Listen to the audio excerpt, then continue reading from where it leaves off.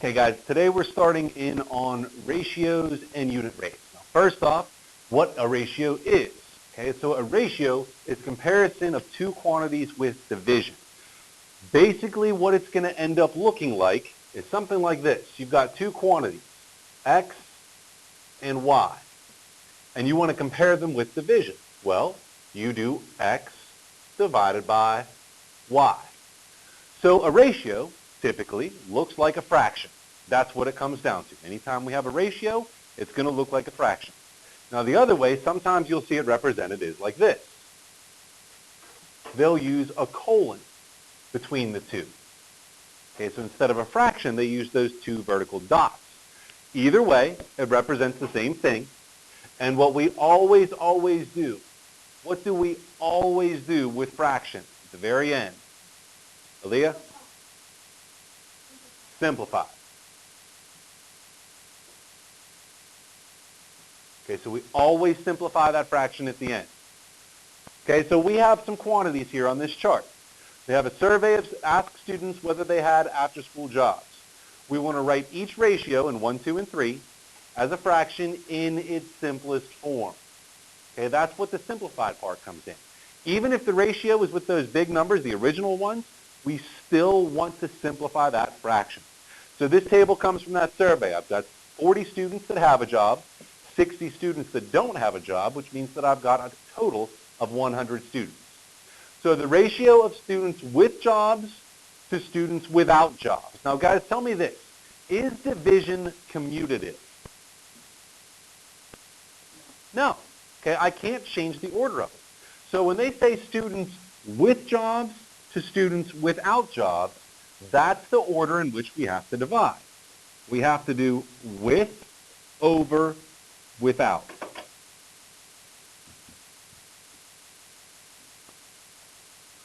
Okay, division is not commutative, so we have to go in the order that we're given. Well, the students with jobs, that's 40. The students without jobs, that's 60. So this right here, that's the ratio of students with jobs to without jobs. However, we always want to reduce the fraction as much as we possibly can. So I need something that divides both of those. Well, there's a lot of different options I can use. I'm going to use the biggest one. They're both divisible by 20. 40 divided by 20 is 2. 60 divided by 20 is 3. So the ratio of students with jobs to without jobs is 2 to 3.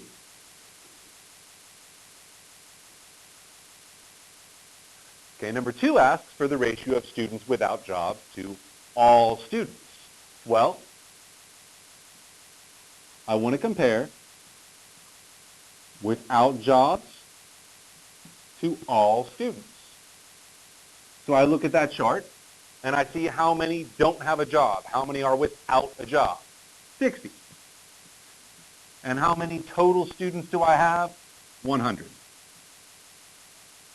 So right there, 60 over 100, that's the ratio of students without jobs to all the students. However, I need to reduce it. We always want to have it in simplest form. So I'll divide. And there's a lot of different things that I can divide both 60 and 100 by, but I'm going to use 20. Okay, I want to try to use the biggest one possible. Well, 20 goes into 60 3 times, and 20 goes into 100 5 times. So the ratio of students without jobs to all students is 3/5, 3 to 5.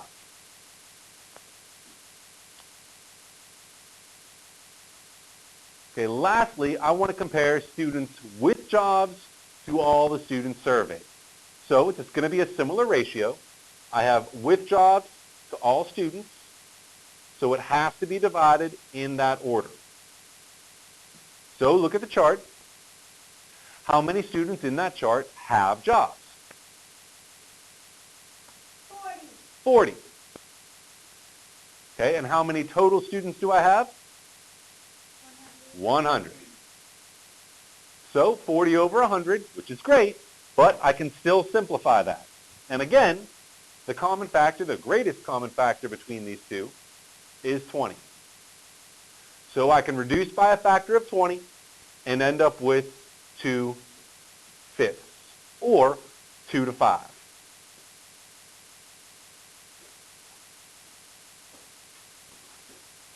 We had a really good question about how to reduce these. The question was, are we always going to use 20 to reduce? And the answer is not always. On these three examples, it happened that 20 was the greatest common factor for numerator and denominator every time. But that's not going to happen every single time. It was a coincidence having to do with these particular numbers. We always want to reduce, but 20 is not necessarily always going to be what we reduce by. Okay, so that's talking about ratios. Now then we have what are called rates and unit rates. So a rate is a ratio, so it's a comparison of two quantities with division, but it's a ratio in which the two quantities being compared are measured in different units. Okay, so in that first set of examples, it was all students. Students with jobs, students without jobs, total students. But it was all students. A rate compares things with different units.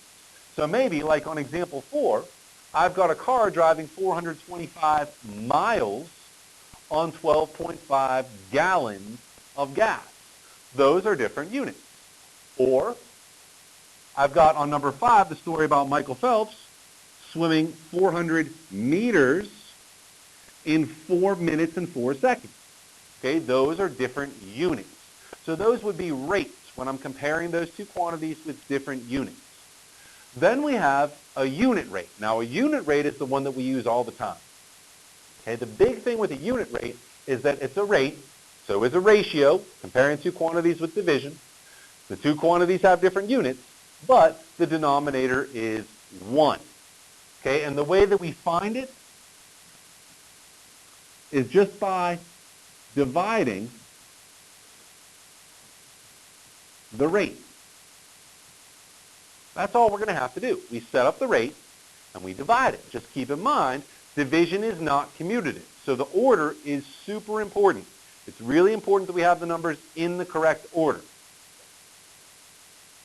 Now the place where you're going to see this show up a lot, guys, is when you see per, every, or each.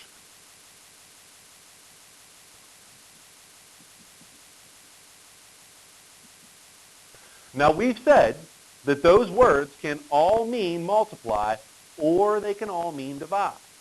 Most of the time when we've seen them so far, it's been multiply because it's been repeated action. But in these problems, it's going to end up being division because division is when we split stuff up. And we're going to see with these examples, that's exactly what we're doing. We're splitting things up. Okay, so on example 4, I have a story that a car goes 425 miles on 12.5 gallons of gas. Find the car's fuel efficiency. Raise your hand if you've heard that phrase before, fuel efficiency or fuel economy. If you've seen car commercials, you've probably heard those phrases before. Now keep your hands up if you know what those phrases mean. Nate thinks he might, but he's not sure. What do you think, Nate? When they talk about fuel economy in car commercials, what do they usually say? Yeah, the car is like so miles per gallon. Exactly. Miles per gallon. Perfect. That's exactly what we're talking about here. A car gets so many miles per gallon. Good job, man. That's what we want to find. We want to find how many miles per gallon the car gets. So that's our magic phrase. Miles per gallon. And there's that word per. So what I do is I look at this story, and I see 425 miles over 12.5 gallons. Now this right here, guys, this is a rate. I'm comparing two quantities, and I'm using division to do it. And what's more, those two quantities have different units. I've got miles and I've got gallons. This is a rate. But we want to find the car's fuel efficiency. And Nate, in all those commercials, did you ever hear them say that the car gets 425 miles every 12.5 gallons? No. They talk miles per gallon, miles per 1 gallon. So what we need to do is divide the rate. Okay, so I need to do 425 divided by 12.5. Now we can do scratch work. Okay, if we can do this in our head, that's even better. Most of us are probably going to use a calculator, and that's fine. Did you get that for me, Leah? 34. Now, guys, units are super important. Okay, 34 miles per gallon. Now, the question is asked with a complete sentence, so we should answer it with a complete sentence. This car gets 34 miles per gallon. Okay, now ask yourself, does that answer seem reasonable? Did you ever see a car commercial where they said that this car gets 34 miles per gallon? Or maybe 33 miles per gallon? Or maybe 35 miles per gallon? Did you ever notice anything like that in a commercial? Yeah, okay, it's reasonable. That's actually pretty good gas mileage for a standard car.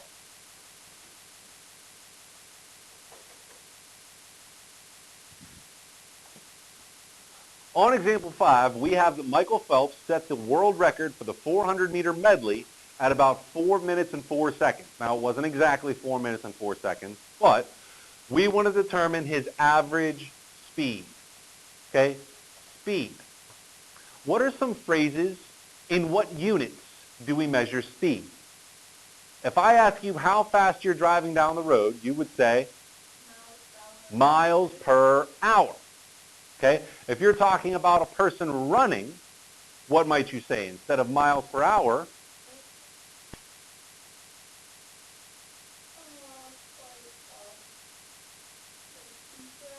not feet per hour, probably feet per second. Okay? Or, in this case, because we're talking about meters, meters per second. So that's what we want. We want meters per second. Now they tell us that he swam 400 meters. Now we want to divide that by how many seconds he was swimming, but there's a small problem here. They don't give us how many seconds he was swimming. They give us minutes and seconds. So we need to take this 4 minutes and 4 seconds and turn it into just blank seconds. So how do we do that? Well, think for a second. How many seconds are in a minute? Go ahead. 60. So how many seconds would be in 4 minutes? 240. So this 4 minutes is 240 seconds plus these 4 seconds, and he's swimming for 244 seconds. So that's our meters per second. 400 meters per 244 seconds.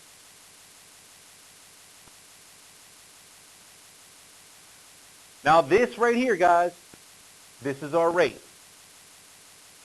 Okay, but you'll never hear someone's speed described as 400 meters in 244 seconds. What you'll hear is meters per second. So what we need to do is divide these two. Now if you can do that in your head, I'll be really impressed. But you can do scratch work, or you can use a calculator. One way or another, Hannah, what do we end up with? Tell you what, give me 3 decimal places. And what comes after the 9? Okay. So 1.639 meters per second.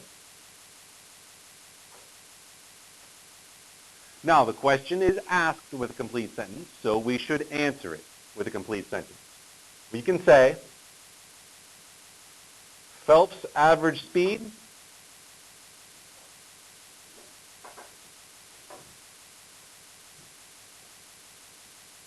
was about 1.639 meters per second.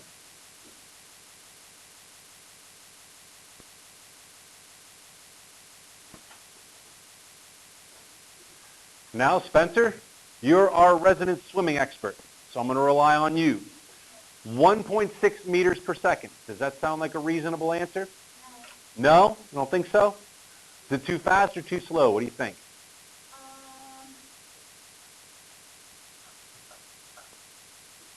Thinks it's too slow. Okay, let's take a second here. Let's take a pause. So we had just a little bit of confusion about what exactly that medley meant. We got confused, thought it was a relay, thought it was maybe doing one stroke the whole time. With the medley, now, Spence, what do you think? Is that reasonable? Yeah. Definitely reasonable, okay? Now remember, reasonable doesn't guarantee correct, but it helps weed out the crazy answers. If we got something like 0.5 meters per second, that's way too slow for an Olympic athlete. And if we got something like 46 meters per second, that's insanely fast. He's clearly a robot, okay? Okay, questions about anything on the front of this page, because we're about to flip to the back. All right, flip over to the back. Okay, the other really good use for unit rates is when we're talking about price comparison, okay? Now, when you go to the store now, how many of you, raise your hand if you've ever been shopping with your folks or even on your own, okay? Did you ever look at the price tag on the shelf and you see it says that the whole thing costs $1.98, but then there's really, really tiny print that says unit price? Did you ever see that before? And it's like 5 cents per ounce? That's what you really want to compare, okay? Because if you're talking different prices, if you're talking about buying 64 ounces of ketchup versus buying the real little 8-ounce bottle, obviously the 64-ounce bottle is going to cost more. Okay, it's a bigger bottle, it's got to cost more. But you want to look at the price per ounce because you got the 8-ounce bottle, you got the 64-ounce bottle. You'd have to buy 8 of these to equal 1 of the big bottle. So you don't want to compare those little the individual prices. You want to look at the unit price. You want to see how much each ounce of that ketchup costs in each one of those bottles. That's what you want to compare. So this example here on number 6, I have 2 liters of spring water that costs $1.98. So the whole bottle is $1.98. I want to find the cost per liter. So I need to divide cost over liters. So if we look at the story, the cost is $1.98, and there are 2 liters.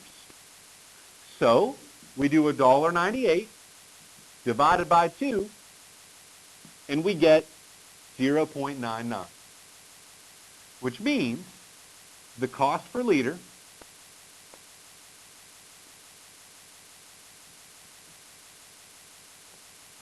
is 99 cents. Oops. Almost $1, exactly. So think about this. If you go to the store and you get a liter of spring water, okay, so the liter is not the giant bottle, but it's the one that's about this big. It's bigger than the individual bottle. About $1. Does that seem reasonable? Yeah. Okay. It's a little bit low, but it's definitely reasonable. Now, reasonable doesn't guarantee correct, but it helps us weed out the crazy answers. It might be on sale. Okay, if you get an answer like $5, I'm not paying $5 for that bottle of water. Okay, unless you're at a Penguins game or if you're at the airport, then you really don't have a choice. But at the store, we do have a choice, and I'm not paying that much for it. If you got something that was like 5 cents per liter, that's an insanely good price, and you should buy a whole bunch of it. Okay? All right. Number 7. Okay, now we're going to talk comparison. So the following table gives us the cost of different sizes of the same brand of apple juice. Use the unit rates to determine which size is the best value. So what we want to do here is we want to find the cost per ounce.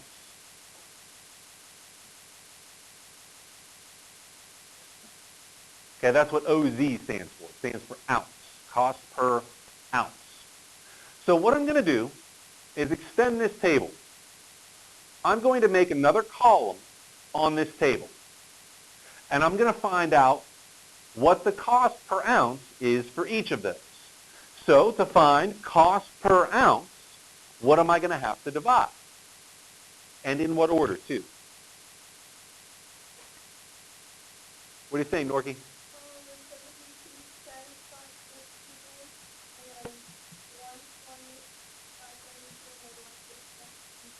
Excellent.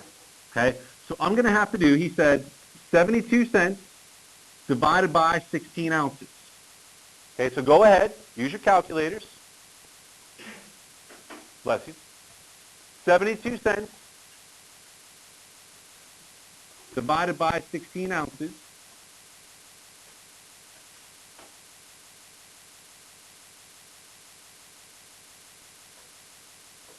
And Tal, what'd you get?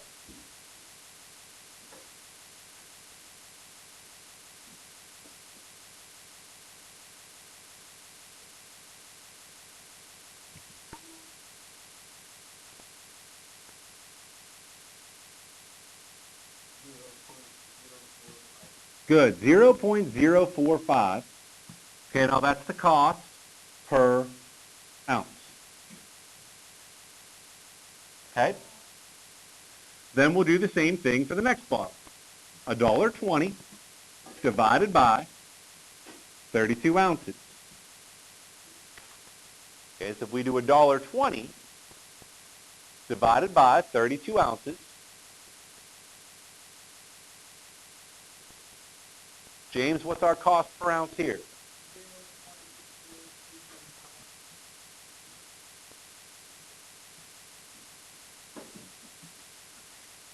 Okay? And then we'll do the same thing for the big one. $1.60 divided by 64 ounces. And what do we get? What is our cost per ounce here? Our cost per ounce here? 0.025. Okay, so that's our cost per ounce. Now here's the problem though. We're talking about money. Okay, how many decimal places are we allowed for money? 2 decimal places. Okay, you got your dimes and you got your pennies. Now, however, if you go to the grocery store, a lot of times they'll have that extra digit. They'll say 3.6 ounces or 3.6 cents per ounce. We're not going to do that right here. Okay, we're going to stick with reality. We're going to talk about actual money. So not fractions of a penny, just whole pennies. So this is we'd round that up, and it would be 5 cents per ounce. Okay, what would this one be?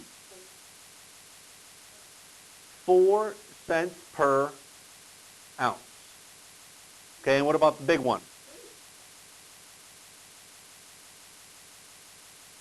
3 cents per ounce.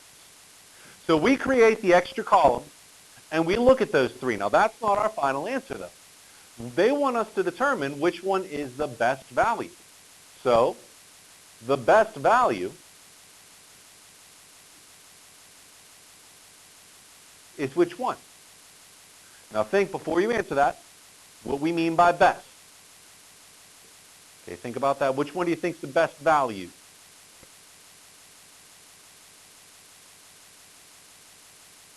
Where are my shoppers out there? It's someone I haven't heard from yet. What do you think is the best value? The 64-ounce bottle. Good.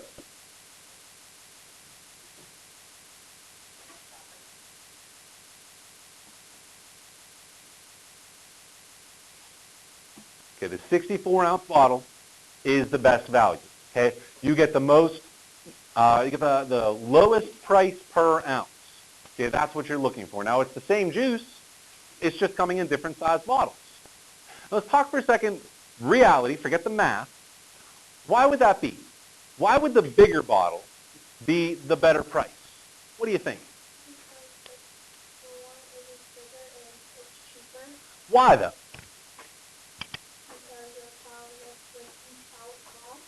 Okay, you're right. Okay, each ounce has a lower price, but why? Why would that happen? What do you think, JJ? You're right. We get more for less, but why? Why does that happen? Okay, we're getting there. Because of the packaging. Simply put, it's the packaging. Like, remember what we said. If you have a 16-ounce bottle versus a 64-ounce bottle, you would need 4 of the little bottles to be the same amount as the big bottle. Okay? Think about how much plastic they would have to use on those 4 bottles versus how much plastic they would use on 1 bottle. Okay? That's something that you don't have to pay for. That's something the company doesn't have to pay for, so you get to save money on that. Typically, guys, in the real world, outside of math class, usually what's going to happen is the bigger item is going to have the cheaper unit cost. Not always, but usually the bigger package has the better price per ounce, has the better unit price. Okay? So, what's the ratio? What's the ratio? Comparison of 2 quantities by division. And what does a ratio usually look like? Like a division, specifically kind of like a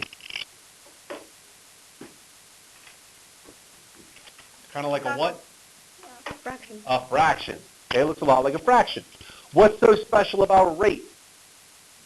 Okay, a rate is a type of ratio, but what's special about that rate? What's special about that rate?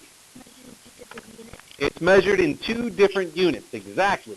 What about a unit rate? What's special about a unit rate? What's special about a unit rate? It finds by dividing rate by per, every, and each. Okay, so the words per, every, and each are often going to show up in that unit rate. You're right about that. But what's special about it? It's not divided by rate, like per, and like. Okay, so we're talking about how we find it. Okay, you're saying that you find it by dividing the rate. You're right. Okay, we take the rate, we divide it. Okay, words like per, every, each, those are words that we use to describe unit rates. However, what's special about a unit rate? Why does it get its own name? Why can't I just call it a rate? Very good. The denominator is 1. In a unit rate, the denominator is equal to 1.